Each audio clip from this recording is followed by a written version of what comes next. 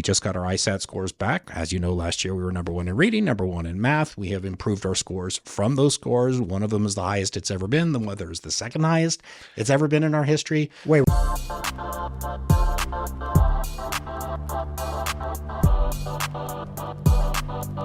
Dave, good to see you, sir.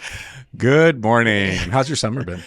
It's been great. It has truly been great. We went to Redfish, which has now become our summer thing. So we make the reservation. Before or after the fire? Oh, we left the day the fire started. Oh, geez. My kids wanted to see the real Dusty Crop Popper fire and rescue, and I was like, throw a little gasoline. No, didn't do that. But the point is, we left on Thursday, and after we left, I had a buddy who got there like 2 hours later, and then they got evacuated almost immediately. So we went to Redfish, stayed in the cabins, which is great. You got to make reservations like 5 years ago. Yeah. And then we went from Redfish to Rigby, where my wife played in a Masters open water polo tournament, which was wild. So they have these floating tanks out in the middle of a lake. And it was a 2-day event, and it was co-ed masters. So she's like fighting for the ball with like a 50-year-old, 300-pound dude. And they win the tournament. They go undefeated and crush. And there was the reigning champs for the last 2 or 3 years, this team, Tanner Traditions. Tanner Traditions is one family from Utah, and they all play water polo. And so there are like 12 people that come, and they're all, I think, like kids or direct kids or kids and cousins, and they're really good. And it's like, how did you all get into water polo? And they have one guy who's this whole set who's like 350 pounds, and the rules are slightly different, so you don't have to counterattack the same way. So he doesn't really swim very much. He's just kind of he's just there. Yeah, it's great. How's your summer been? It's been great. It's been a little hot. Yeah, a little hot, a little smoky, but otherwise just trying to enjoy it as much as we can. Yeah, for sure. So again, for those that don't know, you're on the board for West Ada School District. Yeah. You have been here fighting for the board. There was a recall, is my understanding, from back in the day. Yeah. Well, I mean, there've been a lot in the past, but no, I mean, mostly the thing that I was known for was just starting to help organize community efforts to get initially to get kids in school full time, and then continue that both from younger up to the older. And then removing the masks from the kids in the schools. And so I sort of created an organization that eventually became what's now called the West Ada Parents Association, which is no longer run by me since I'm on the board.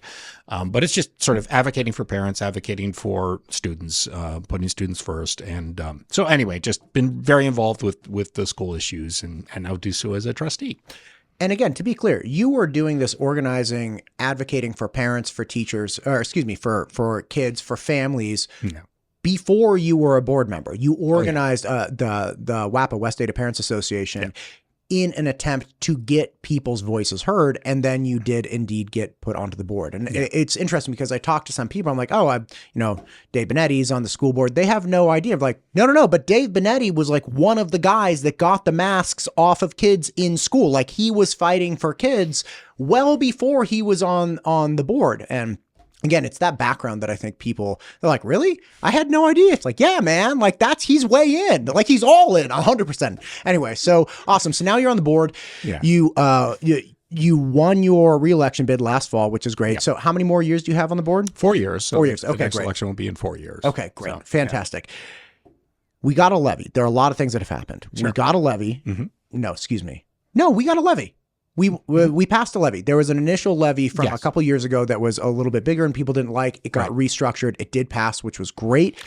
We also important because there's two different things, right? And this is I'm just going to have to always continue to do this because look, people are busy, and I just want to try to make sure that people stay up to date as possible. I'm an idiot and always misspeak, so you're going to have to keep interrupting me. You're very guys. So there's really two main areas. There's other sort of small things. They're in the noise, but there's two main areas that you have to think about when you think about school funding. One of them is what's called facilities, and that's the physical plant, that's the assets, that's the balance sheet side of the equation. So physical schools, physical buildings, the land that they sit on, large purchases. And that's all the place where the learning happens, like the physical locations. Right. And the second is operations. And operations is your paper, your pencils, but vastly it's your salaries. The salaries for your school resource officers, the salary for your custodians, and of course your administrators and your teachers. Right.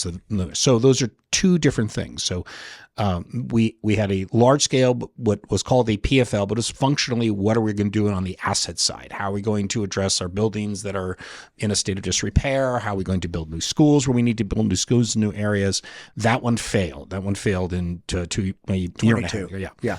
And then the second one is the operations, right? Which is the teacher salaries, the police salaries, the paper, the pencils, the electricity bills, like all the things that you need to actually focus in on learning. And that did pass. So that one just passed in this past election cycle by 18 percentage points. So a significant margin. Right. Overwhelming support from the community. MTU Studios is the proud producer for the Ada County Sheriff Podcast, the Idaho Wildlife Federation Podcast, the State Representative Ted Hill Podcast, the Idaho State PTA Podcast, and many more. If you or your organization is thinking about starting a podcast, MTU Studios would love to help. Just check out mtustudios.com. Overwhelming support from the community. And I think that it's really reflective, right? Because the difference of that one, where we got skunked pretty hard, like 13 points down loss, and now we have 18-point victory. So this is a 31-point swing from the people of the West Ada School District basically saying, yep, okay, we like the direction that you're headed. We like the success that you're having. We'd like to continue to support that. It doesn't make these asset problems go away, right? I mean, it doesn't fix the issues that we have at a lot of our schools, a lot of crumbling infrastructure, the fact that we need new schools, that we're, having to bus kids all over God's creation because we don't, the areas that we've had significant growth, particularly in Star and then in the corridor underneath, south of 84. But the legislature really stepped up, and so they sort of said, okay, we understand there's an issue. We have to do more about this. And so they just recently passed a bill that actually went through, signed by the governor, that's going to help address a lot of those issues when it comes to facilities maintenance and new construction. And that's they were coining it the Christmas tree bill, right? I never heard that as being titled. No. People were saying, they were like, it's the Christmas tree bill. And I'm like, I don't know what you're saying to me right now. So that's news to me. Okay, fair enough. Okay, well, talk to me about what the legislator did, because they essentially grabbed a pool of money or allotted a certain amount of money and said, okay, instead of our schools going out onto the open market, they can just bond against the state. Is that accurate? Close enough. Yeah. Right. Yeah. What it basically says is, of course, as we know, there's a constitutional requirement, Idaho State Constitution, for proper funding of public education. Right. And there's a lot behind that, but I'll cut immediately to the chase. So the legislature sort of realized, okay, it's fairly difficult for these local districts to be able to do the type of work that they need to do, particularly when you have a 66, 2/3 requirement for any bonded indebtedness, which is typically what you need to do. You want to buy a house, you have to get a mortgage. The analog is you need to build a school, you have to get a bond. And so they said, okay, we're going to do a higher degree of support, and they put some restrictions on it and some things that you have to do. Thankfully, West Ada got ahead of that, so we're way ahead of the curve in terms of the requirements to be able to get the funding. But the net effect of it is that there's a significant amount of funding that's going to be put forward that is not on the operational side. It's on the asset side, right? It's on the building maintenance. It's on the new construction, building of new schools, and so that has given us a lot more flexibility to be able to address some of these concerns that we've had, because their schools are starting to show the wear and tear, right? And it's just a function of the exceptional growth that we've had. So those are really helping us to adjust our finances and to make sure that we continue to be the excellent stewards of the public funds that I think we've done a fantastic job on. In fact, I brought my actual property tax. And you'll notice here, and everybody can check this out on their own property tax, but it's sort of like, maybe. Here, let me take a picture. Eventually, I'll black out your address. Black out my address, black out the numbers. But the key important point is that it shows sort of year over year property tax changes, and and for the other areas, mosquito abatement, flood control, all the various places that we do taxes, and up 6%, up 5%, up 3%. Okay, property tax change for school district number 2, which is the West Ada School District. Negative 50%. Explain that to me. So it means both the function in terms of how we're managing our financial stewardship at the West Ada School District, in addition to the legislature reorienting themselves towards allowing for greater degree of funding at the state level means that we can pass that along to our taxpayers and make sure they're getting extra value for their money. And I mentioned this last time, and if you go back 20 years, the actual per 100,000 property tax rate for the West Ada School District was in excess of $700, right? And now it's less than 60 per 100,000. Right. And so you have situations where people that have had their property values increase by 2x, even 3x over the past 5 years, and yet they're paying less net property tax. And the only reason that I'm bringing that up is to just say that we're really, really cognizant and really trying to make sure that we spend this money wisely and we get the best results that we can for the money. But you're always going to have somebody that's going to come out and say, oh, they're raising their taxes by, You're never going to have anyone says, oh man, they lowered my taxes by 50%. They're never going to say that. And so, I'm not expecting them to, but I think it's my job as a trustee to sort of remind everybody that, look, we're working really hard on this to make sure that we're delivering the right value from the education standpoint. Right. And again, if you were just cutting costs and you were having downgraded experience, that's one thing. But we just got our ISAT scores back. As you know, last year we were number 1 in reading, number 1 in math. We have improved our scores from those scores. One of them is the highest it's ever been. The other is the second highest it's ever been in our history. Wait, back up. What the ELA and the math, one of those is the highest in the now is actually, even though we were number 1 in the state of Idaho, you have improved on that number, and now it's us against us, which is literally, that's the highest we've ever produced in the district. So we don't know what the relative scores are, right? So we don't know where we rank in terms of the other districts. I assume that we'll remain on top. If we didn't, then somebody else did exceptional. And sure, but I mean, forget the other districts. The point is, like, we were number highest 1 last year, and we just beat our wow, man. Yep. And I mean, again, it's not only that, we improved our CTE diplomas by almost half, right? 40% increase in the number of career and technical education certifications that were conferred, right? So, again, it's at college and career ready. Really, we focus on academics, really focusing on those important skills. And still delivering it at a place where we can cut property taxes by 50% and can improve our overall performance, both in reading, both in math, in CTE. I mean, it's really, it's funny because when we had the last conversation, a sort of funny thing that I ended it on was, we're delivering all of these things. And at a certain point, we're hoping that the community, in particular people that tend to view public education in a negative sense, say, okay, I want to give you some credit for that. Right. Like, good job, Dave. You guys are doing actually a good thing. Yeah. And it's really, really interesting because there's and you can understand why, right? Particularly when you look at, other states and the way that they're handling public education. It's really easy to throw the baby out with the bathwater. And I think that that's a mistake, right? Particularly if you're looking from a perspective of fundamentally conservative public education, you have to reward things that are doing right. Right? Because if you look at the people that are doing things wrong, and then you look at the people that are doing things right, and you lump them into the same bottom, and treat them equally. Like, I'm not going to give you any support. We're not going to give you any public funding support. I'm just going to throw you out because because you're all bad apples. And that takes a little bit of effort. You have to think about it. And you have to say, are they really doing this the right way? Are we really seeing the support? And then you have to make a distinction. Okay, well, I'm not necessarily going to support schools in California, but I am going to support school districts here in Idaho. And in particular, I'm going to support the West Ada School District because I really think they're doing things right. Well, I support the West Ada School District in particular because I live in the district. So, there's that. But this is an important point. I don't think that has to be like, so, it's, people like say, oh, I hate public education. How is your public school doing? My public school is doing great. Right.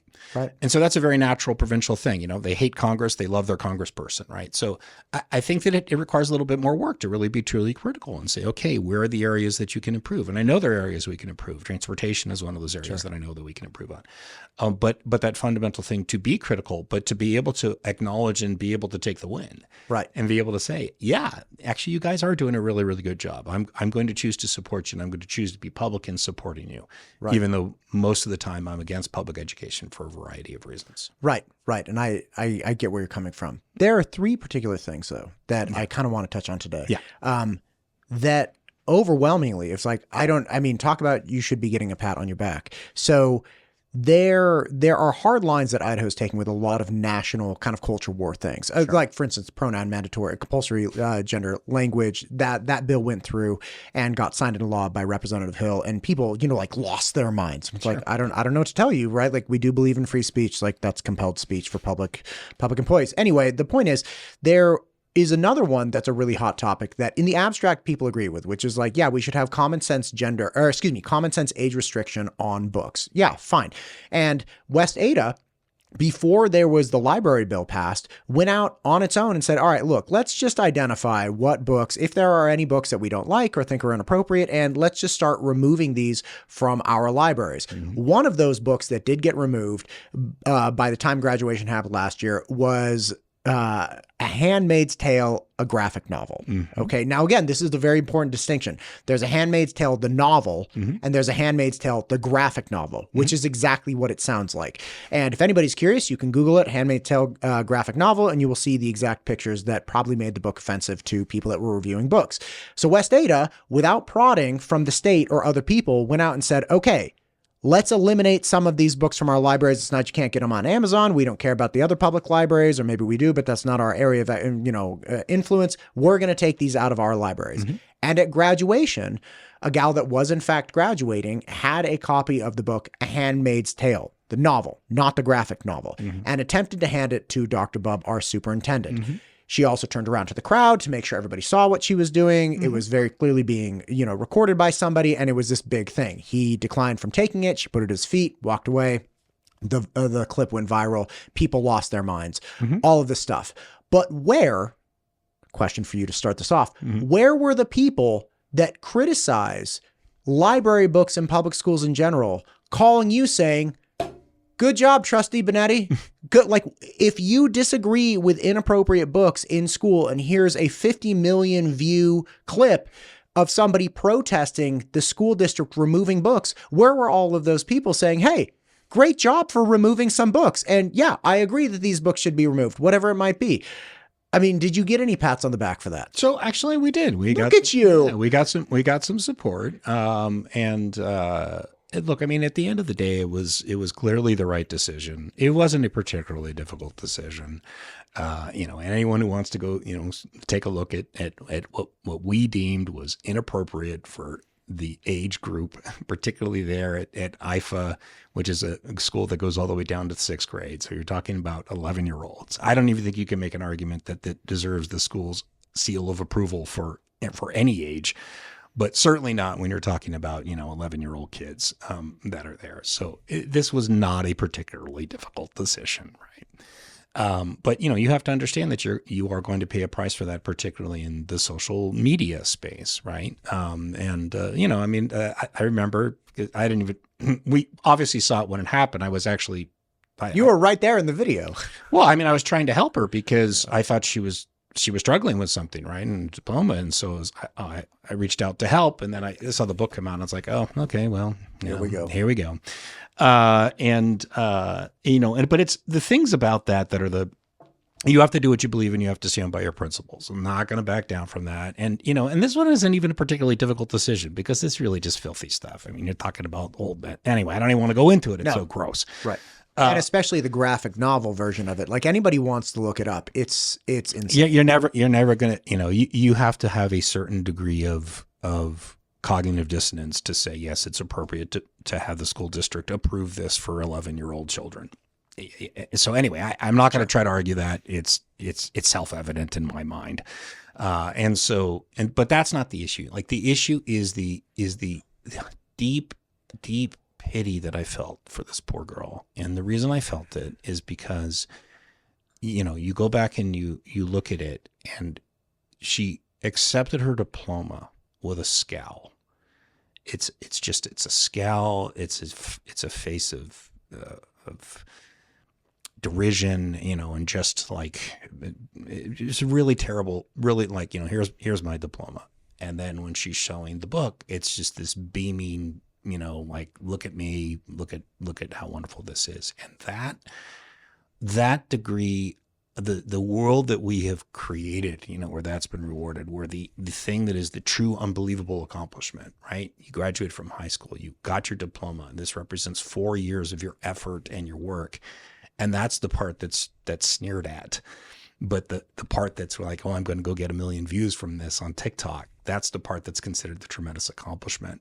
That to me is just, it's awful. I have such pity. I'm so sorry. And I feel for her, because that's just not, that the demon that social media feeds, right? And the companies that are there to supplant that and make a profit off of that degree of narcissism, it's never going to be enough. Like, it doesn't matter what you do, it's never going to be enough. And you're just going to continue to build on that and to do more and more things to get more and more stunty when you look at the thing that should be the real accomplishment and the thing of true value, and that's treated with derision, whereas the superficial aspect of it is treated with excitement and joy. I don't know. I fear for the future when it comes to things like that. Yeah, there's no point when TikTok is going to say, okay, we got the last view we needed. Yeah. Like, that was it. We're good. Yeah. It's over. Thanks, everybody, for coming. Yeah. It's going to be 1 more or 1 million more or 1 billion more. Yeah. It's always more time on the app. It's always more engagement on the app. Their sole focus is getting more people onto that. And to the degree that they can find ways to engage people in voluntary submission of stuff and upregulate more and more inflammatory things, they do it. They do it every single day, and there will never be an end to it. And your kids, my kids, everybody's kids is going to be asked to engage in this voluntarily, right? Maybe not like a TikTok rep, but they don't have to have TikTok reps. They have other kids walking around. They're like, why aren't you on this? Or like, jump in this video with me. Or, oh my gosh, I caught you in the background of this video by accident and it went viral because like you did this funny thing. Do that again. Like, it is so dark. And again, to your point, the thing that was celebrated in her life in that moment was, I made a splash on this app. Yeah. Yeah. I mean, that was the accomplishment. And you can even see it in the news articles. Like, her parents were like, wake up. You got 20 million views. It's like, I want to say, wake up. You're a high school graduate. Like, awesome. Like, you're going to college. You're going to do amazing things. That to me is it's really sad. Yeah. So I feel for her so badly. I just like, oh my God, you gotta, well, anyway, she's not gonna listen to me. So. Listen, it doesn't matter. What does matter is that, hey, West Ada, let's be clear, is in fact, and was before the state required it, taking meaningful steps to clean up their own libraries. Sure. And that is great. I have a very good friend who still lives in California. He's got 5 kids. He's got a wonderful business down there. He's really dug in, family, the whole thing. And he's trying desperately to change the way his school district runs. And he's the first conservative Christian leaning person to make it onto the school board in like 30 years. So What city? This is in Danville. Okay, so Danville, Alamo. It's pretty wild, man. Okay. And so he's on the school board down there. And I talk to him all the time about these things. And he's like, you would not believe what happened at the school board meeting last week or last month. I'm like, I don't know, man, what happened? And he goes into detail about books that they're arguing over. And he's like, I feel like I'm just smashing my head against the wall. Like, this stuff is so appalling. And the answer always to them is, our students tell us that they need to see their life reflected in literature and to explore whatever. Mm-hmm. And his statement finally at like, there were no more objections to me. He was like, listen, I think people just need to take a step back and wonder how deep and dark we want these reflections to go. Right. Yeah. And they're, because again, the books are appalling, but again, he didn't win that battle. Nope. West Ada is winning that battle. Yeah. Speaking of California school districts, a big distinction again, there are two really nasty things. One came up in the news recently that Gavin Newsom, the fearless governor of California, signed into law a ban saying, hey, school districts cannot put a policy in place that requires a teacher or administrator alert a parent, family, guardian, whatever it might be, if the child that goes to school there is wanting to change names, wanting to change pronouns, having issues with gender dysphoria, whatever it might be. It is now illegal for somebody to tell the parents this. Now, it used to be there was no law around this and it was just district policy. Yes. So you could have had more conservative districts say, hey, look, man, if little Johnny over there comes in and says, call me Jane, you gotta we have to alert the parents. Or little Johnny comes over there and says, I'm Jane and I want to use the girls' restroom. We have to let the parent or guardian know. Now, and a lot of school districts said, no, we won't do that. But it was up to the school district. Now the state came in and said, nobody gets to do it. That's not a policy that's in place in Idaho.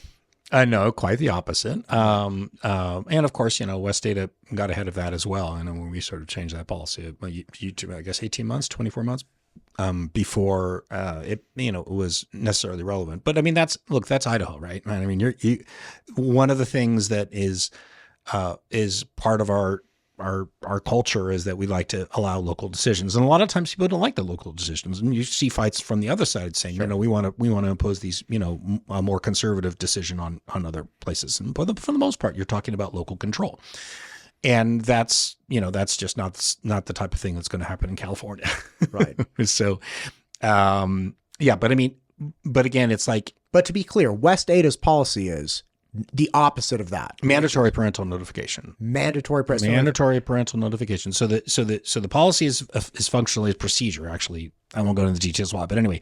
So there are now laws that are around this as well. Some of them are being enjoined. Anyway, it's a big mess for reasons that you might understand. But let me tell you how things work today, and will continue to work until we are forced to do otherwise. If there's ever any conditions where they're considered gender dysphoric in any sense, that's an issue that needs to be addressed by people that are professionals in it. So it's sent to the school counselors who have specific training in these types of issues. It cannot be done individually by a teacher or a gym teacher or a TA or anything like that. If this is something that happens, then it has to be mandatory. Go to the professionals that are in our district who are trained to deal with these issues. The second aspect of it is that any decisions that are made on anything associated with that have a mandatory requirement of parental involvement and assent. Like they literally have to sign a paper saying, okay, I understand this is what's happening. My child is going to be treated for this condition, and they have to be part of that actual. They are mandatory to actually be brought in. So there's no scenario where you're going to have individual teachers or TAs or anything else do anything that is associated with gender treatment for children that happens without notifying the parents. That's a specific California thing. That's the way they want to do it. They get to run the state the way that they want to run their state. But it's definitely not the way that it works in Idaho, and it's definitely not the way that it works in the West Ada School District. So, and even before the counselor, I just want to make this point clear. Yeah. Say you have this problem, it gets referred to the counselor. Yeah. Before the counselor takes action, you need parental consent. It's not like we've been treating your kid for the last 3 months and we just wanted you to know. Yeah. It's no. This got referred to me. I'm getting you on the phone right now. Let's circle the wagons. Let's identify what can be done, what we can offer, what we can't offer, who's going to be offering it. And by the way, you have to agree to this. And if you don't agree to this, we're not doing anything, and that's fine. That's totally on you as the parent. We're just saying we have these resources to offer you. That's exactly right. God bless America, Dave Binetti. And listen, I mean, and look, I mean, I think the parents have, I mean, it's right ethically, it's right morally, it's right legally. It's just the right thing to do. I mean, you don't make major changes I mean, that's the whole reason you have parents. I mean, kids make all kinds of decisions. They grow out of decisions sometimes. Sometimes the decisions are permanent. We just simply don't want to. I mean, this is no-brainer stuff. There's nothing about this should be controversial. It says a little bit about the world that we're living in that it is controversial, but it shouldn't even be remotely controversial. Parents have a right to know about their kids, period, end of story. Well, that's your position from an Idaho resident. Because again, the board member I was talking to, as we were discussing this and this bill, or excuse me, law that came to pass in California, he, as a board member who's fighting against this stuff, was saying, we really only have the ability to co-parent now in California. And it's horrific to him. And he's seeing it. He's fighting the policies. He's blowing the whistles. He's doing everything he can to right the ship where he was raised and his wife was raised and their families live, all of these things. But again, that's the state that's happening. So when people talk about public education in particular, and they bring up these things, I always ask them, like, did that happen here? Or did that happen in Washington? Did it happen? Like, where did that happen? Because if it happened here, you let me know right now who it was, send me the email, like, let's do this. And overwhelmingly, no, universally, it's somewhere else. Yeah. Right. And people do make accusations about what West Ada is or isn't doing. Somebody hit me up the other day. They're like, Middleton has litter boxes in bathrooms. I'm like, that's awesome. And they even said, and it was, and in all the private schools. I'm like, okay, so all the private schools and all the public schools, can you send me a picture? Like everybody in the entire world has a cell phone, which we'll talk about in a second. Everybody in the entire world has a cell phone. Can you produce one single cell phone picture of a litter box in a public school bathroom? Yeah. And the answer is no, I can't. Yeah. So it's like, okay, there's that. One more, and then West Ada has taken some pretty big steps with cell phones, and I would love to hit that today. Sure. One more that is really distressing about California that is a clear distinction. People ask a lot about like, hey, why did you move here? Mm-hmm. And I tell them all the time when they say, why'd you move here, Matt? I say, look, there are so many things you don't even know about that drove me here. And they're like, well, what? What do you mean? One of them was recognizing that in the state of California, in public school systems, once a child is 12 years or older, they have the right to be transported to, without the consent of their parents, by the school. They have the right to be transported to reproductive health clinics or physicians, receive treatment, be transported back with medications or other stuff, and no consent or notification is given to the parents. Yeah. And that is quite possibly like one of the most horrific policies or laws that I've ever heard of. And it is real in California. Yeah. That is not real in Idaho. Yeah, no, not to my knowledge. I would be shocked if that were the case. Yeah, I mean, you're not allowed to access medical records. There's an actual period that's sent out when the child starts to turn 12, saying, okay, you're going to lose access to all the medical records. They need to have their own login. They need to have their own situation. So, again, I think it's pure lunacy. But again, it's. Right. H.L. Mencken, democracy is the policy that the people deserve to get the government they want, and they deserve to get it good and hard. So if that's what they're looking for, then, God bless them. I think the only thing that is, and it sort of ties into what you said before about, no, I heard there's litter boxes in the, so forth. Sure. For whatever reason, there's a strong desire to like sort of say, because nobody believes that unless they want to believe that. Like you have to actively want to believe that there are people that are bringing litter boxes into the schools for kids and students, right? So what drives that? Right? Why is there the need and the desire to say, okay, well, all of education looks like this and it's all bad and we've got to just all throw it out, right? It's irredeemable, it's not solvable. And I think that this is distinctly different from people like saying, no, I don't think that the state should get involved in education.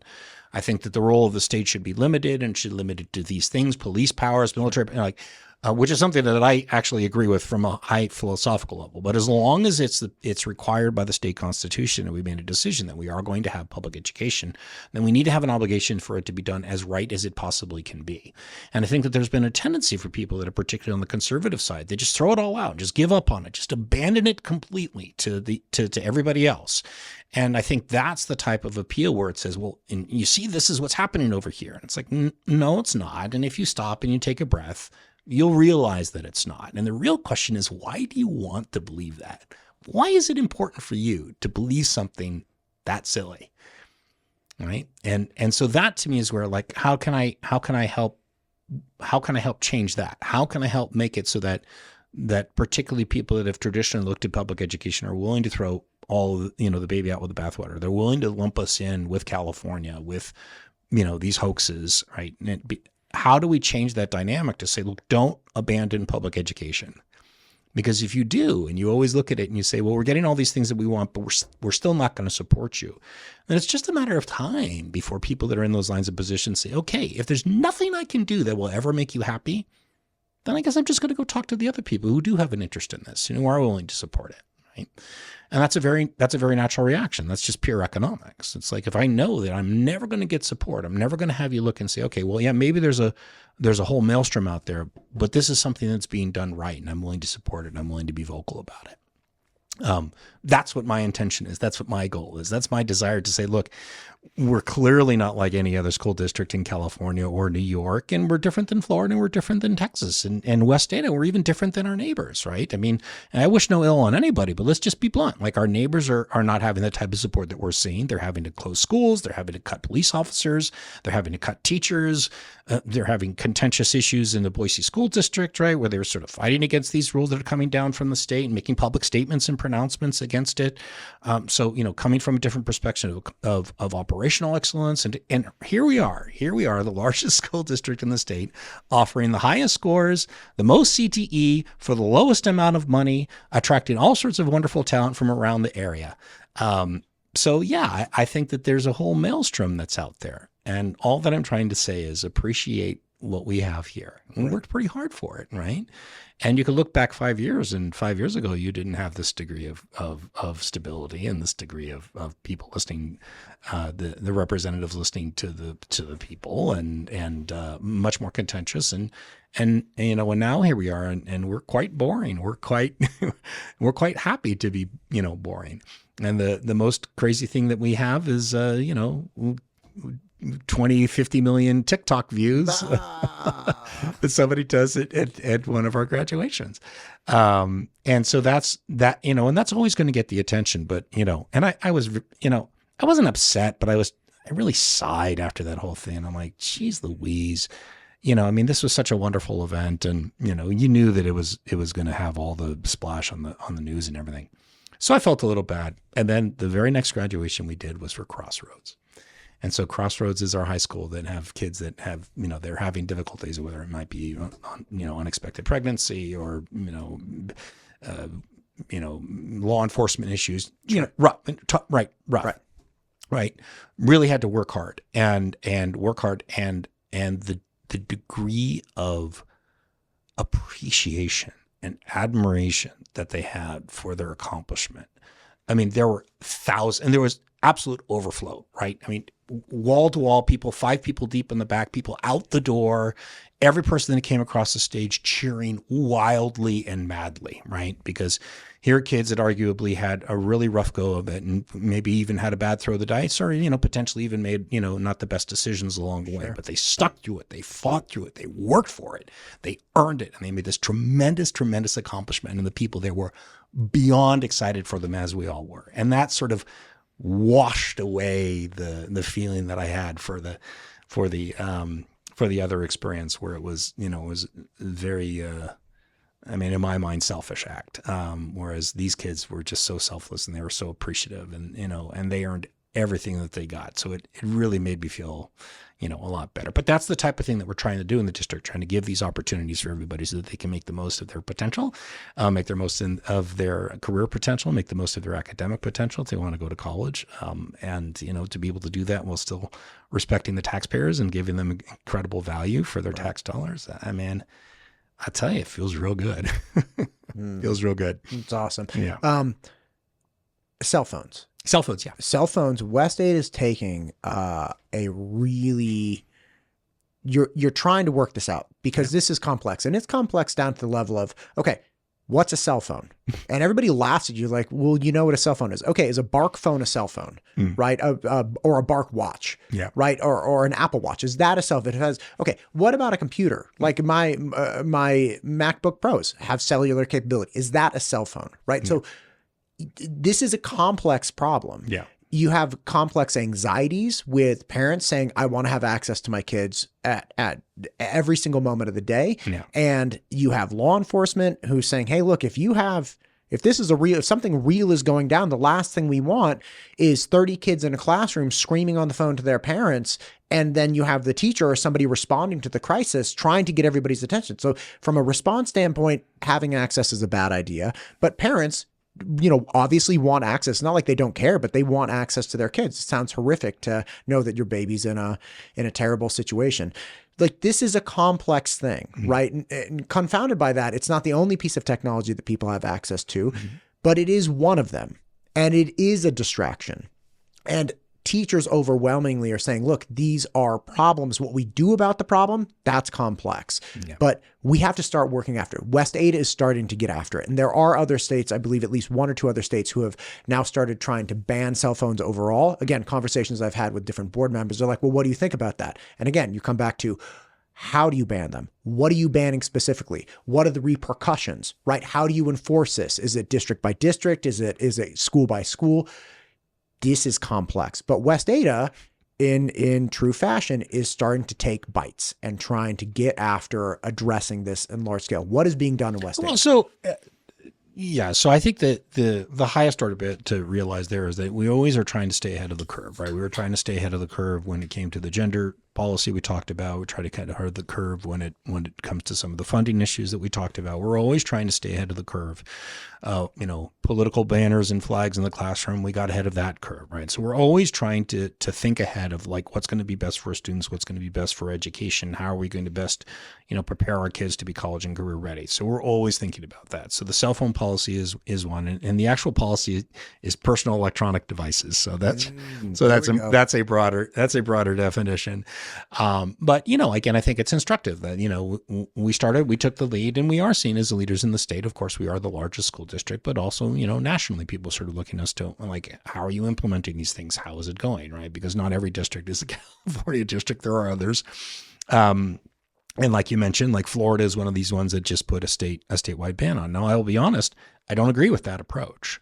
And the reason I don't agree with the Florida approach without knowing any of the details is for the same reason that I appreciate Idaho giving local control. If you have a district whose school board and local elected officials say, yes, we are going to allow cell phones in the classroom for whatever reasons, then I don't think it should be the state's perspective to say, no, we're not going to allow that because of X, Y, Z.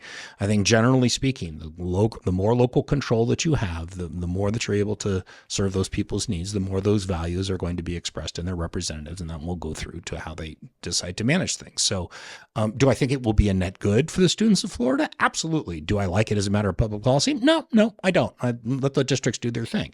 And, and the other reason is because then the state can just turn around and say, okay, well, now we're going to have COVID restrictions. We're going to have mask restrictions. We're going to have all these other things. They're going to turn around and say, okay, well, now we're going to impose those policies on these local districts. And it's like, oh, no. I liked it before when it was from my side, and now I don't like it when it's on the other side. Well, the solution to that is like, don't care about whose side it is.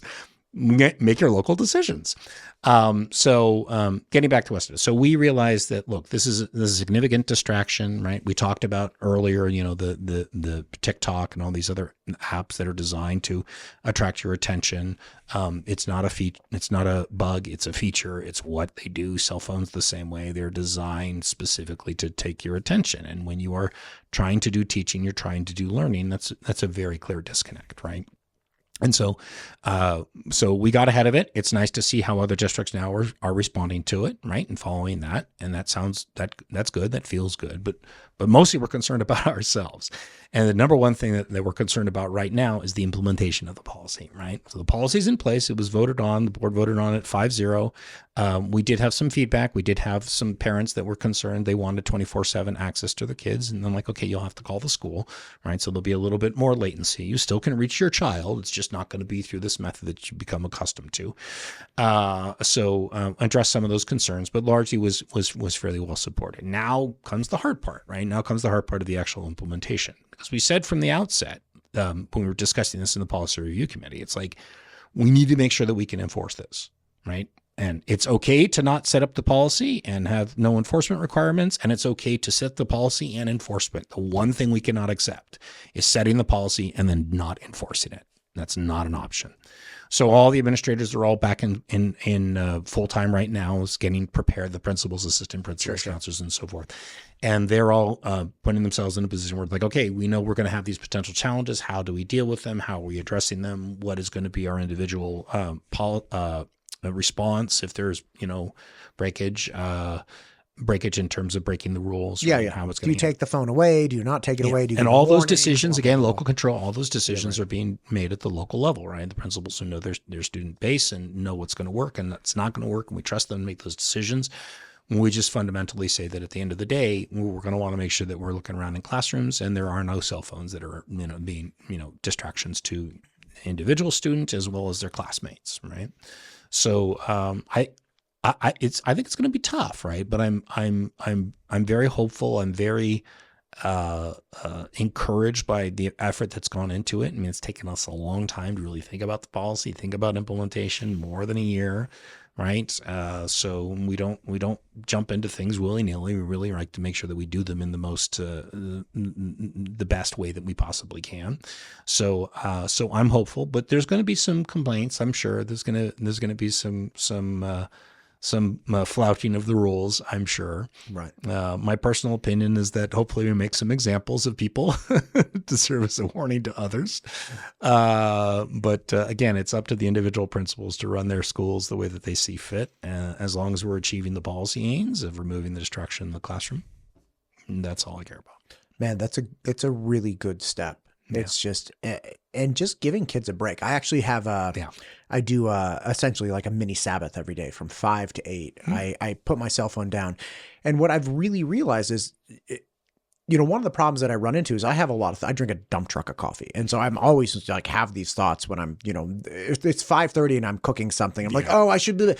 And generally what would happen if I still have my cell phone is I would grab my cell phone to do that one thing. I'm like, oh, I gotta, text Dave. Yeah.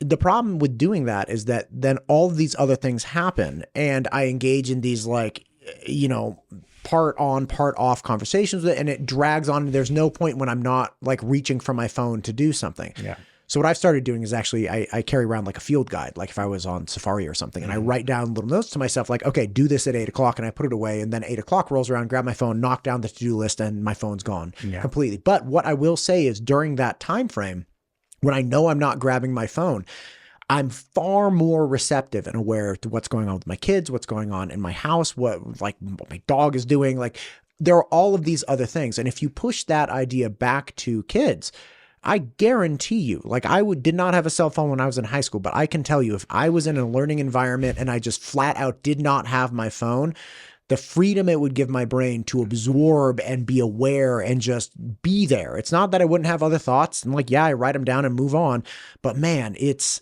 such a difference. Even as an adult in my adult life, it's just removing it for a brief period of time. You enter a different headspace. Well, it's, and this is fairly well demonstrated.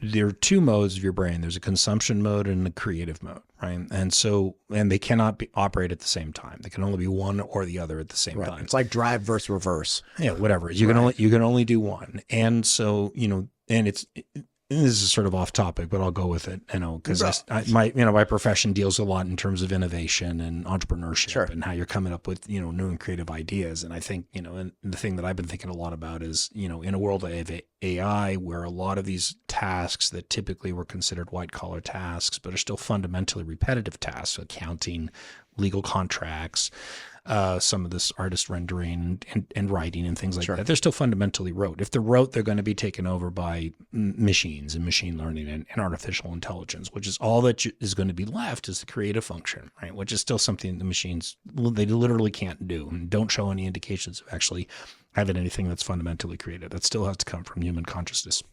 So the new value that's going to be created is going to be that. But yet you see a lot of the new ideas, a lot of the sort of thought processes are starting to really, really go down, like fairly demonstrably. And a lot of people have come up with what the potential reasons for that. But for me, it's actually quite simple in the sense that when you had free time before, when you and I had free time, you had a lot of time to think. You had a lot of time to dream. You had a lot of time to do just, idle, blah, blah, blah, blah, blah, looking at the clouds, right? That is, and that was time that became creative by definition. Because you weren't consuming anything. There was nothing to consume. You're sitting at a bus stop, you're at a train stop, you're on a trip, maybe you had a book that you were reading, but largely you're not consuming as much as you're actually just having opportunity to be creative. All that opportunity to be creative is now completely absorbed by consumption and limitless consumption, right? Limitless scrolling, limitless pictures, limitless tweets, limitless everything, videos, whatever it is, it's absolutely limitless. And so, the time that people actually have to fundamentally be creative now is, sometimes just when you're working out or if you're in the shower, because every other time, is just completely taken up with consumption. And that means that the degree of creativity that we're going to have to solve any individual problems is going to go down as a society overall. Now, it's also going to make incredible value for those people who still remain creative, because that's ultimately going to be any of the source of new value is going to be people that come up with new methods of productivity and so forth. And that's partially what, I'm trying to think about as we're looking at it from the West Data perspective. How can we foster more of that creative time, right? And so one half of it is that, we still want you to consume. We want you to consume this instruction that we're giving you. We want you to learn about the math. We want you to learn about the history. We want you to learn about the English. So that part is still consumption, but the freedom for them to actually sit and think about what's being said and said, oh, interesting, make connections and take leaps, I think is going to serve our kids really, really well in the future, because the premium that's going to be placed on that is really significant. And the opportunity that's going to be for those who sort of think along those ways, and it's not just mindless consumption, but actual like production is, I think is going to be remarkable. So anyway, those are the types of things when I think about it at a high level for what I want for our kids moving forward in this future. Yeah, I greatly appreciate that. I very much think the same way for my boys. And even though I have 3 young kids, and they're always fighting with each other, and there is a knee-jerk reaction, especially in times of conflict, to be like, just go turn on the TV or go do whatever, and flip them from, this active to a passive engagement in the world. And it's something I think about and struggle with as well. And it's like, no, because if they're fighting over something, turning on a television show is not going to resolve the problem, nor will it teach them to resolve the problem, right? Like, it's going to solve this near-term issue of it's really loud. I actually got earplugs recently. They're very nice. So it's like, listen, they're going to have to go through this. Just pop it. And it's so amazing. I don't know if this is something you did when you were, raising younger children, but like, you just pop them in and all of a sudden I'm making scrambled eggs and the world is falling down around me. I'm like, this is quite pleasant, actually. I have my shooting muffs, the highest U10 shooting muffs, and you can still hear what's going on. It doesn't take it out completely, but the blood curdling scream. It takes the edge off. Just takes the edge off. So when kids were babies, I would drive in the car with them, and I would just tell my wife, okay, I need to check out. Just put them on. I actually did the double. So I have like the shooting ones and then the earplugs. So then you are in a world all to your own. Yeah. Like, it is just why. And I start noticing things about my cast iron pan. I'm like, God, I really gotta, people are dying behind me in my kitchen. And I'm like, God, I gotta clean this better. It's just, man, it's great. Yeah. But anyway. But it's funny that in a microcosm, just that little pan example shows you the things that you will miss if you're in a consumption driven, perspective, where like you're thinking differently. So anyway, so ultimately that's what the cell phone, the personal electronic device, is trying to look at. And, we'll see. We'll be flexible. We'll be able to respond if necessary. But the direction from the board was very clear. We don't want these things to get in the way of learning. Right. Figure out the details, but we don't want them to get in the way of learning. Gotcha. And so, and now we have other districts that are pursuing them to different degrees, and some are being more aggressive and some of them are being less aggressive. So we'll figure out what the actual way is. But I think that this is a long time coming. I'm glad that we were taking the lead on it. But I think we're also going to continue to see the excellent results because you put the focus on learning, and shocking, better learning happens. I know, it's amazing, isn't it? Man, it is amazing. Yeah. If you don't focus on all these other things that, political and social it's. You just don't have the time. Again, the previous district that my friend's in, parents are reporting. They're like, listen, my kid literally spent, I think it was something like 2.5 hours a day for the first 3 weeks of the school year talking about identity and like all these other things. Like 2.5 hours a day, 5 days a week for 3 weeks, the first 3 weeks. And of course it didn't stop, right? It's not like these things stopped after the first 3 weeks. But again, you boil it down. It's like, okay, but you only have 8 hours and you got breaks, you got lunches. Like, so 2.5 hours of class time really represents something like 40% of the hours of learning. It's like, you just lost two weeks roughly of complete learning. Anyway, it is what it is. Yeah.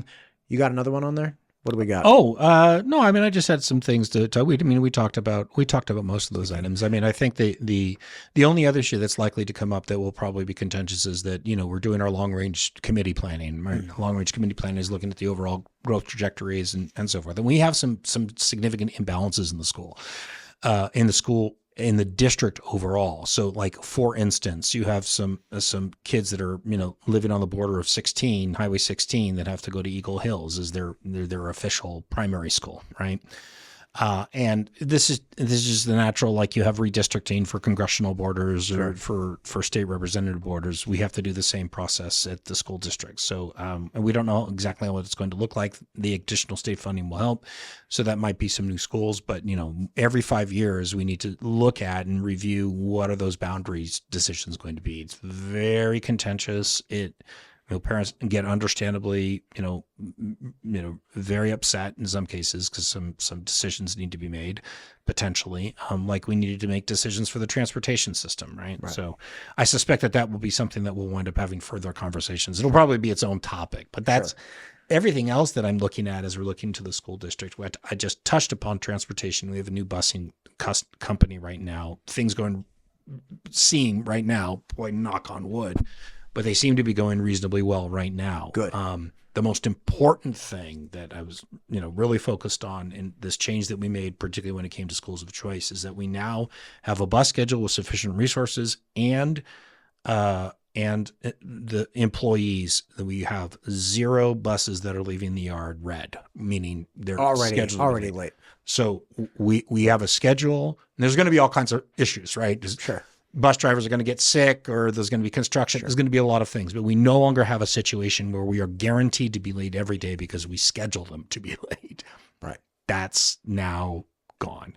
That's wonderful. So, we're, but there's still going to be some hiccups, I'm sure, because, it is a new busing company, but the buses themselves appear to be more modern. So yeah, we're hopeful about that, but, if I may, yeah, I have a question for you. Last time we spoke, you talked when we were talking about CT. I wanted to ask you earlier. Yeah, when we were talking about CT, you talked about donating your truck to the mechanic shop in West Ada, and I couldn't quite you didn't give your car away, right? I did. Okay, so you donated it, and what did they do with it? Okay, so you can donate an old vehicle to the mechanic shop in West Ada. Yeah. It's a CT automotive center. It operates Meridian High. Okay, right. And so what happens when you donate that truck? Oh, it's like any other donation. You get a form, and it's the market value, and you can write it off on your taxes and so forth, right? I mean, there's a lot of companies that do this. Anyway, some of them are scams. But what do they do with the truck? Oh, they use it to fix, right? So they break it down and they fix it. They break it down, and they fix it. So if you have engine issues, they'll break down the engine. They'll show them how the carburetor works or their fuel injector, and body repair. So they'll literally take a sledgehammer to the side. Okay, now go fix it. Right. And yeah, I mean, you walk into that place, it's crazy. Like you literally feel like you're walking into, a professional auto shop. I mean, they've got I don't even know what the words are. Lifts. The lifts, and and it's all very well lit, and it's epoxy, floor, and and there are kids that are there, and they're in overalls, and girls and boys just grease monkeying it up to fix these cars. And it's just like, that's so awesome. That is so if you want, you just take it and you drive it onto their lot, and then they bring it in. I had to come back because I left my license plates on it stupidly. So I had to go get my license. And sure enough, like I donated it the prior day, and there it was. They were just ripping it apart and just working on it and fixing all the things. And yeah, so it's pretty extraordinary. That's awesome. So you can get like the fair market value or full tax write-off. Yep, full tax. So even if the car is like marginally working, or like you have to get it with a tow truck to take it there. So the only difference between that and others is that some of the companies that do that are trying to, and this was big in California. I don't know if it is here, but they would use it to get California Air Resources Board credits, right? So it was actually legitimately a smog scam. So they had an arbitrage opportunity that they operated as a nonprofit. Anyway, I don't want to go down that rat hole. So they won't necessarily have a need for the car, right? So let's say you had an electric car, and I don't know this to be true. I'm just making stuff up, right? Oh, I'm sorry, we don't work on electric vehicles because of blah, blah, blah. So they can't accept everything. But if you call them up and you say, hey, this is what I've got, can you use it? And they say, yeah. What they really need quite a lot of are lawnmowers, gas-powered lawnmowers, right? Because that's a much easier thing when they want to get kids started on engine repair. They start on these small single, cylinder, Right. simple motors. So it's not just cars, right? If you have an old electric mower, instead of throwing it out or taking it to the recycle, you have an old gas mower, or gas blower or something like that. Give it to them. Gosh, It'll that's awesome. really benefit kids. You also mentioned a culinary school that there are these foods. So like if I want to get lunch, I can go somewhere that's run by West Ada students and purchase lunch. Yep. Culinary Academy down at Renaissance. Yeah.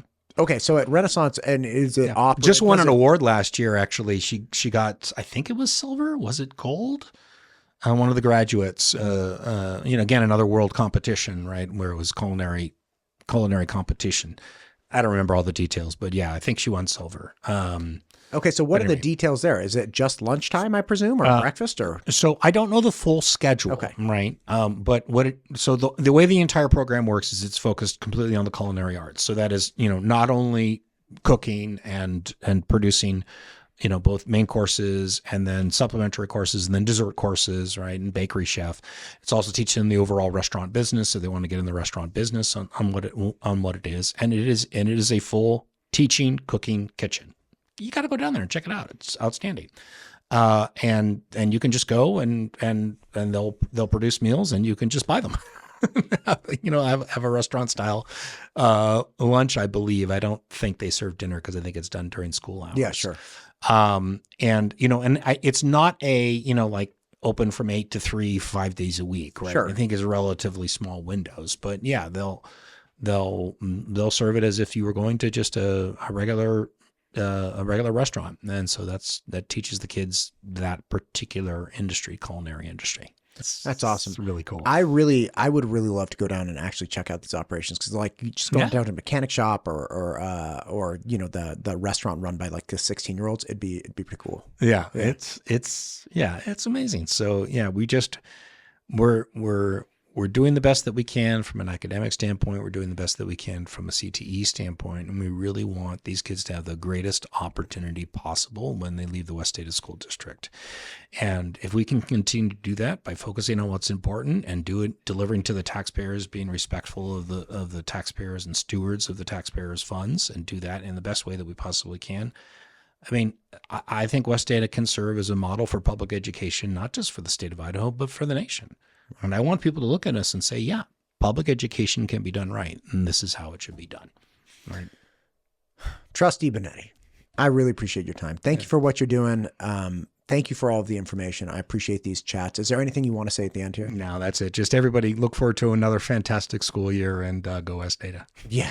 Awesome. I look forward to it. Thank you, sir. I appreciate you. All right, take care. MTU Studios is the proud producer for the Ada County Sheriff Podcast, the Idaho Wildlife Federation Podcast, the State Representative Ted Hill Podcast, the Idaho State PTA Podcast, and many more. If you or your organization is thinking about starting a podcast, MTU Studios would love to help. Just check out mtustudios.com.